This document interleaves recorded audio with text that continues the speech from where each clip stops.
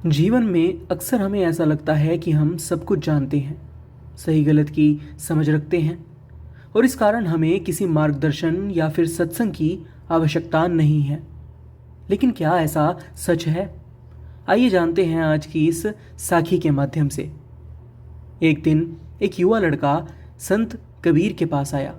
उसने संत कबीर से कहा कि गुरुजी, मैं पढ़ा लिखा हूँ और अपना अच्छा बुरा समझता हूँ।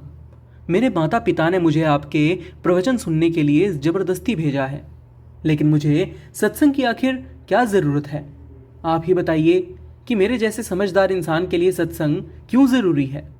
कबीर जी ने लड़के की पूरी बात सुनी और बिना कुछ कहे पास में रखी हुई हथौड़ी उठाई और उसे ज़मीन में गड़े हुए खूंटे पर मार दी, लेकिन कोई जवाब नहीं दिया। लड़के को कुछ समझ नहीं आया और वह चुपचाप वहां से चला गया। अगले दिन वह फिर वापस आया और वही सवाल उसने दोबारा दोहराया। इस बार भी कबीर जी ने चुपचाप उस खूंटे पर फिर से हथौड़ी मारी, लेकिन एक शब्द भी नहीं बोला। लड़के को लगा कि शायद संत कबीर कुछ बोलना नहीं चाहते, उनका मौन व्रत है, इसलिए उसने फिर से अपने सवाल का उत्तर नहीं पाया। तीसरे दिन वह फिर से संत कबीर के पास पहुंचा और एक बार फिर से वही सवाल दोबारा पूछा। इस बार भी कबीर जी ने खूंटे पर उठाकर हथौड़ी मार दी, लेकिन कुछ बोले नहीं। अब लड़के का धैर्य जवाब दे गया। उसने नाराज होकर पूछा कि गुरुजी, मैं 3 दिन से एक ही सवाल आपसे पूछ रहा हूं और आप लगातार उस खूंटी के ऊपर हथौड़ी मार रहे हैं, लेकिन मेरे सवाल का जवाब नहीं दे रहे। ऐसा क्यों? कबीर जी मुस्कुराए और बोले कि मैं तो हर दिन तुम्हें जवाब दे रहा हूं, लेकिन तुम समझ नहीं रहे। मैं इस खूंटे पर हथौड़ी इसलिए मार रहा हूं ताकि इसकी पकड़ जमीन में और मजबूत हो सके। अगर इसकी पकड़ ढीली हो गई तो थोड़ी सी खींचतान या ठोकर से यह निकल जाएगा। इसी तरह सत्संग और प्रवचन हमारे मन रूपी खूंटे पर लगातार प्रहार करते हैं।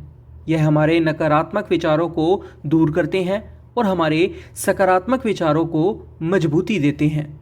अगर हम अच्छी बातें बार बार सुनते और पढ़ते हैं तो हमारा मन बुराई से दूर होकर अच्छे विचारों में स्थिर हो जाता है। इसलिए सत्संग ज़रूरी है।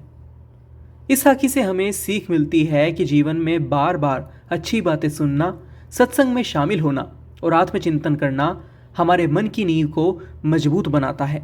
इससे हम बुरे विचारों से लड़ने की ताकत पाते हैं और हमारे अंदर सकारात्मकता का संचार होता है। सत्संग न सिर्फ एक आध्यात्मिक मार्गदर्शन है, बल्कि हमारे जीवन की नींव को और भी मजबूत बनाता है। आज की ये साखी आपको कैसी लगी? अपनी राय हमें कमेंट बॉक्स में ज़रूर बताइएगा। अगर साखी अच्छी लगी हो तो इसे ज़्यादा से ज़्यादा लोगों के साथ शेयर भी ज़रूर कीजिएगा, ताकि आप भी पुण्य के भागीदार बन सकें। अभी के लिए इतना ही। एक बार फिर से लौटेंगे एक नई साखी के साथ। तब तक के लिए राधा स्वामी जी।